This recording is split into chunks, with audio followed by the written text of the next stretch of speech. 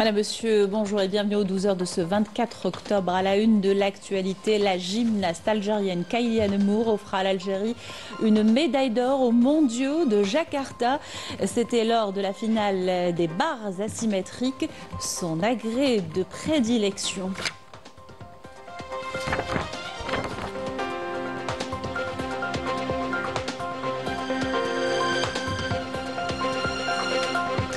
Le Premier ministre Sifir Rib a présidé une réunion de travail avec les opérateurs économiques ayant signé des contrats lors du dernier IATF consacré à la mise en place des mécanismes opérationnels pour le suivi de l'exécution de ces contrats.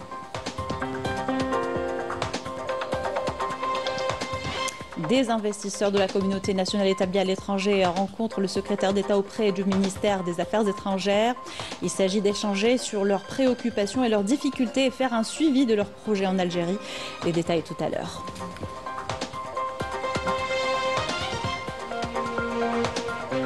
Signature d'un accord de partenariat stratégique entre le groupe Cévital et le groupe chinois Haier pour renforcer la production nationale en appareils électroménagers et le transfert de technologies. Le but, augmenter le taux d'intégration des produits locaux.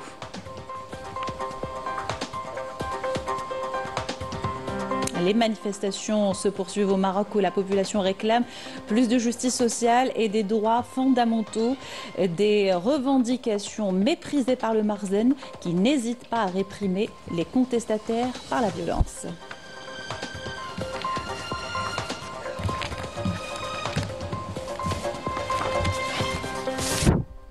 Donc par le sport, une fois n'est pas coutume, et cette excellente nouvelle, la gymnaste algérienne Kaylian Moore offre à l'Algérie une médaille d'or aux mondiaux de Jakarta. C'était lors de la finale des barres asymétriques, son agrès de prédilection.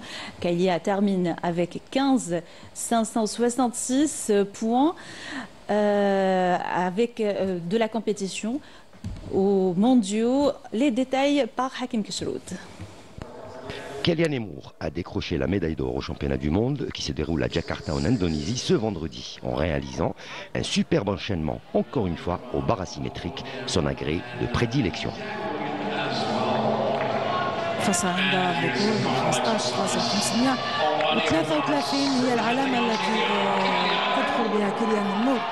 في العلامة المؤقتة أو في التصفيات، علامة التصفيات في المركز الأول. تركيز كبير لكيليان مور.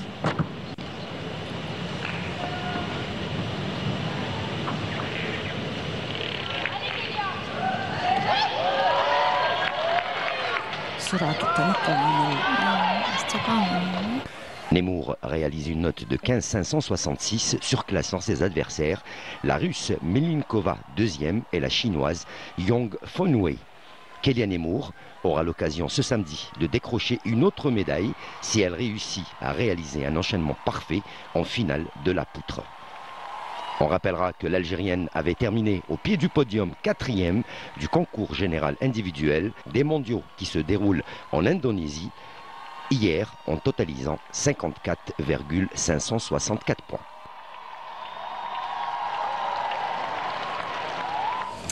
Bravo donc à notre championne du monde Kaylian Moore pour cet exploit. Dans l'actualité, le Premier ministre Sifir Rib a présidé au palais du gouvernement une réunion de travail avec les opérateurs économiques ayant signé des contrats lors de la 4e édition de la foire commerciale intra-africaine tenue en Algérie du 4 au 10 septembre dernier. Cette rencontre a été consacrée à la mise en place des mécanismes opérationnels pour le suivi de l'exécution de ces contrats. Les participants ont échangé les vues sur les perspectives prometteuses offertes par le marché africain et les moyens de renforcer les capacités d'exportation de l'Algérie vers les différents pays du continent dans le cadre d'une dynamique croissante d'intégration économique régionale. À cette occasion, le Premier ministre a réaffirmé le soutien constant que le président de la République apporte aux opérateurs économiques nationaux, soulignant l'importance majeure de leur rôle dans la réalisation des objectifs de développement global et la diversification de l'économie nationale. Une autre rencontre à présent de la communauté cette fois, communauté algérienne établie à l'étranger. Il s'agit d'investisseurs ayant réalisé des projets réussis en Algérie ou étant engagés dans leur mise en œuvre. Ils ont pu échanger hier avec le secrétaire d'État auprès du ministre des Affaires étrangères chargé de la communauté nationale à l'étranger et le ministre de l'économie, de la connaissance et des start-up et des micro-entreprises. Un dialogue fructueux selon le constat de Milad Hannin et Fella Bennour.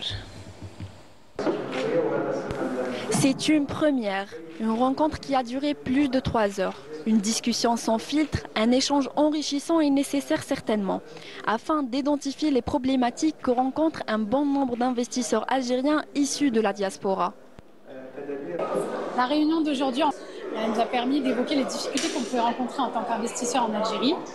On espère que ce type d'initiative va nous permettre d'aller encore plus loin dans nos investissements en Algérie, puisqu'on a pu évoquer d'un côté les choses positives et les raisons qui nous ont motivés à entreprendre en Algérie, mais également les obstacles qu'on pouvait rencontrer au quotidien en tant qu'investisseur algérien. Les questions et les problématiques, elles ont été posées et je pense qu'on aura une bonne écoute par rapport au ministre. Nous, en tant qu'Algériens, aujourd'hui, on peut investir sereinement dans notre pays sans avoir peur de l'avenir. Et c'est ça qui était très intéressant pour nous. Ceux qu'on a rencontrés aujourd'hui sont un échantillon d'un élan ascendant de ces investisseurs de la diaspora, représentatifs de différents secteurs d'intérêt pour notre communauté qui coïncident justement avec les priorités de l'action gouvernementale et des secteurs stratégiques identifiés comme étant prioritaires. Nous pouvons partager de bonnes expériences entre membres de la communauté et créer un réseautage, une connexion entre personnes qui s'investissent dans le même domaine. Et on sort aussi avec disons, quelques pistes d'action qu'on pourra mener conjointement avec les différents départements ministériels qu'on a conviés à l'occasion de cette rencontre. Je pense particulièrement au ministre des startups. Mais aussi des représentants des ministères de l'Agriculture, de l'Économie, du Commerce, du Tourisme, de la Banque d'Algérie et de l'Agence algérienne de promotion des investissements API. L'exportation hors hydrocarbures était notamment au centre des débats. Ça fait bientôt 10 ans que l'on œuvre dans le domaine de l'exportation des fruits et légumes. Maintenant, on commence à rayonner sur l'Europe, on commence à rayonner sur le Moyen-Orient et on est en train de descendre petit à petit vers l'Afrique. Et c'est grâce aux facilités qu'ont offert les autorités algériennes, qui continuent à nous offrir, on a pu travailler.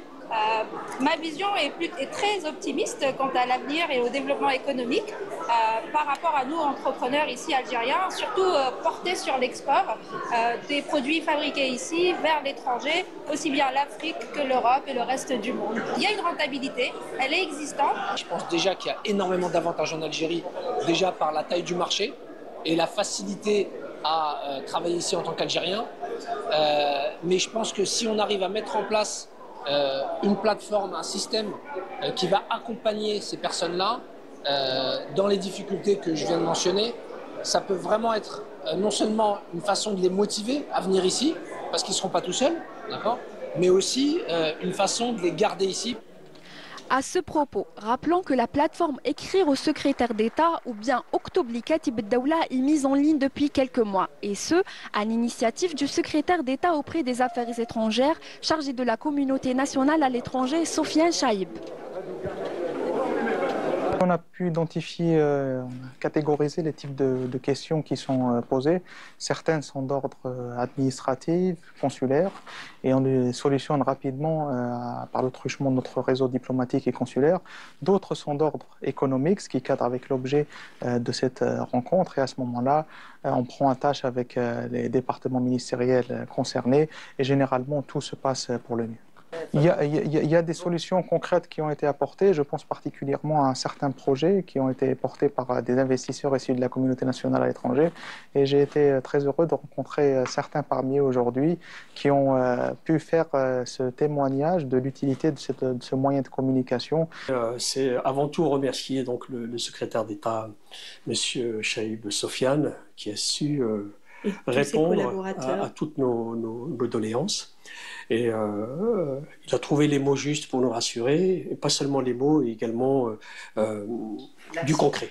Voilà. La prochaine étape est de formaliser ce genre de rencontre inédite. Une démarche qui vise à être au plus proche des Algériens issus de notre communauté à l'étranger. Objectif, prendre en charge leurs préoccupations dans le cadre de la politique générale du gouvernement dictée par les instructions du président de la République. Signature hier d'un accord de partenariat stratégique entre le groupe Cevital et le groupe chinois Haier, leader mondial dans l'électroménager et les technologies intelligentes. Il est question de renforcer la production nationale en appareils électroménagers et le transfert de technologies afin d'augmenter le taux d'intégration. Compte rendu de Walid Yousfi. Cet accord marque la naissance d'une coopération industrielle d'envergure entre les groupes Cevital et Haier. Son objectif, développer une production locale d'appareils électroménagers tout en favorisant le transfert de technologies et la formation de compétences nationales. Maintenant, encore une fois, ce projet-là est un projet important parce que ça ne va pas juste, encore une fois, permettre l'accélération de la montée en puissance de l'usine de Sétif où aujourd'hui nous avons plus de 3000 collaborateurs qui travaillent sur ce site. Mais donc ça va nous permettre d'accélérer et aussi bien sûr d'essayer d'aller attaquer différents marchés à partir de la plateforme de Sétif. Et on pense, je dirais à 5 ans, donc doubler le nombre de personnes qui vont intervenir sur ce site. Donc on sera à terme 6 000, 7 000 personnes qui vont travailler sur le site de production de Sétif. L'Algérie, terre de vitalité et d'espoir, incarne aujourd'hui une nation en marche vers l'avenir. L'amitié profonde qui unit la Chine et l'Algérie a jeté les bases d'une coopération solide et durable entre les deux pays. Puissance majeure du continent africain et du bassin méditerranéen, l'Algérie puise sa force dans un riche héritage civilisationnel et dans un dynamisme qui soutient sa prospérité économique. Son environnement social stable, conjugué à un climat des affaires en constante amélioration, favorise non seulement sa croissance, mais ouvre aussi de nouvelles perspectives de partenariats fructueux avec le reste du monde. Les deux partenaires s'engagent ainsi à bâtir une base industrielle moderne, performante et compétitive, capable non seulement de répondre aux besoins du marché algérien, mais aussi se positionner sur la scène internationale. La production va permettre de satisfaire le marché algérien, la production de 50% pour satisfaire le marché algérien, mais les 50% sont destinés à l'export. Donc évolution d'ici 5 ans pour arriver à un chiffre à l'export qui va dépasser les 500 millions de dollars. C'est un plus dans la mesure où il vient renforcer les capacités de production nationale, il vient développer le savoir-faire, et bien évidemment aussi élever le niveau de la compétitivité nationale en matière d'industrie. Je ne répéterai pas les propos de Monsieur le Président. C'est un motif de fierté là, de nouer cette JV avec un partenaire de renom mondial. Avec cette signature, Cevital et Haier ouvrent la voie à une coopération industrielle prometteuse, symbole d'un partenariat gagnant-gagnant entre l'Algérie et la Chine, au service d'un avenir industriel capable et ambitieux.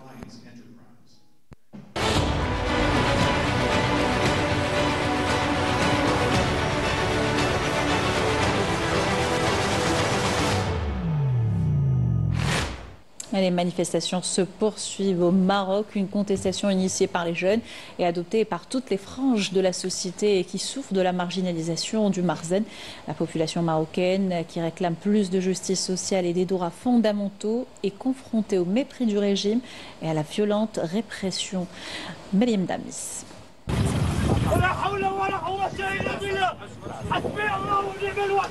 Ce ne sont pas de simples mouvements de contestation, mais le cri de détresse d'une jeunesse qui exprime avec gravité et détermination son mal-être. Des grandes villes aux villages les plus reculés, les arrestations se multiplient parmi une jeunesse qui ne réclame qu'une vie digne. Derrière les barreaux, ces voix réduites au silence sont accusées d'avoir troublé l'ordre d'un régime marzénien qui fait de la peur et de la répression les fondements de son autorité. Le peuple sort aujourd'hui pour réclamer ses droits les plus fondamentaux, tandis que le Marzen continue sa répression et ses arrestations arbitraires. Les militants de la ville de Tiznit qui n'ont aucun lien avec les événements ont été poursuivis en justice. Certains ont même été condamnés à des peines de prison. Il s'agit pour la plupart de tentatives de fabrication de dossiers contre des militants qui n'ont aucun rapport avec les faits et n'ayant exercé aucune forme de violence. Le Marzen exerce son pouvoir par la peur et la répression. La justice entièrement sous contrôle obéit aux volontés du régime. Les accusations sont taillées sur mesure et les verdicts tombent avec même que la défense n'ait eu le temps de s'exprimer. Un contraste saisissant pour un pays qui se présente comme un modèle de développement.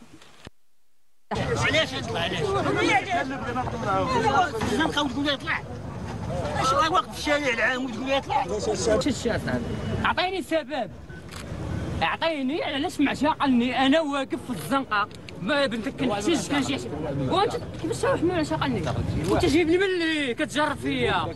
Les fractures sociales s'élargissent et le quotidien devient plus lourd pour une population éprouvée par le chômage, la cherté de la vie et la pauvreté. Pendant ce temps, le pouvoir s'efforce de dissimuler les crises par des discours soignés et des promesses qui ne semblent pas se concrétiser.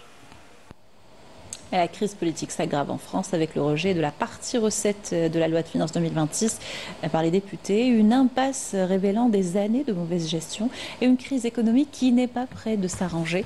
Les répercussions se font surtout ressentir sur la population et les entreprises. Raouf Hamouche. Avant même de voir le jour, les signes de l'effondrement du budget français 2026 étaient déjà visibles. Après 3 jours de débat houleux, les députés ont rejeté la première partie du projet de loi, celle relative aux recettes, un revers politique cuisant pour le gouvernement Lecornu.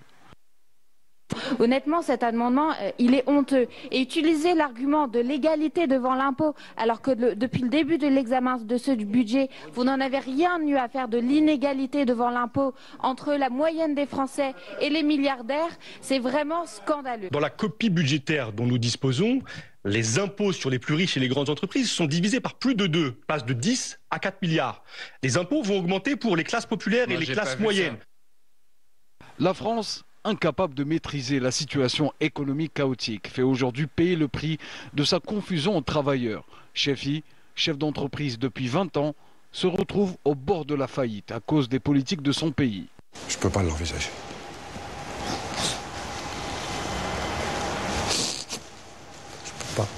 Une carrière entière résumée à un dossier de dette, une échéance d'un an fixée par le tribunal de commerce. Un an qui pourrait être le dernier de sa vie professionnelle actuelle. Non, j'attends de ce tribunal que, justement, les moyens de rebondir et de repartir. Parce que cette société peut repartir. De son côté, Nicolas a choisi la voie la plus difficile en décidant de licencier plusieurs de ses employés. Une ultime tentative de sauver son entreprise. On arrive à des dates maintenant où il y a des décisions qui vont se prendre. Je vous ai toujours dit qu'on ferait le maximum du social de ce qu'on peut faire, mais on sera obligé de couper dans l'effectif. Ces employés retournent à leur bureau d'un pas lourd. Avec eux, l'inquiétude du lendemain. Car personne ici n'est à l'abri d'un licenciement. Parmi eux, David, technicien, qui a travaillé dans l'entreprise pendant plus de 10 ans. C'est le truc de ne pas savoir en fait vraiment qu'est-ce qui se passe, quoi. Et on ne comprend pas comment on en arrive là et qu'est-ce qu'on peut faire pour sortir de là. Aujourd'hui en France, les nuages de la crise institutionnelle ne semblent pas près de se dissiper, donnant naissance à une crise sociale dévorant tout sur son passage. Le représentant permanent de l'Algérie auprès des Nations Unies affirme le soutien de l'Algérie aux efforts continus de médiation pour préserver le cessez-le-feu à Gaza. Ammar Benjama s'est exprimé lors d'une séance de débat ouvert au Conseil de sécurité sur la situation au Moyen-Orient, notamment la question palestinienne. Je vous invite à l'écouter. Nous exprimons notre soutien aux efforts continus de la médiation internationale visant à maintenir le cessez-le-feu et à garantir l'acheminement de l'aide humanitaire à chaque recoin de Gaza. J'appelle toutes les parties à honorer leur engagement en préservant le cessez-le-feu et en assurant l'accès sans entrave à l'aide humanitaire. L'ampleur des destructions à Gaza dépasse l'imagination. Le coût humain et social est immense. Des centaines de milliers de personnes ont été déplacées et le chômage a atteint des niveaux sans précédent. La reconstruction de la bande de Gaza doit devenir une mission collective, nécessitant la mobilisation complète de la communauté internationale. L'Algérie assumera pleinement sa part dans cet effort. C'est la fin de ce journal. Merci de l'avoir suivi. Tout de suite, je vous laisse avec les images de la remise de médaille à la championne algérienne Kayliane Moore. Je rappelle cet exploit. Elle offre à l'Algérie une médaille d'or aux mondiaux de Jakarta. Elle est donc elle est championne du monde aux barres asymétriques pour l'Algérie. Bravo championne. Quant à moi, je vous souhaite une excellente journée sur Canal Algérie. والسلام الوطني الجزائري.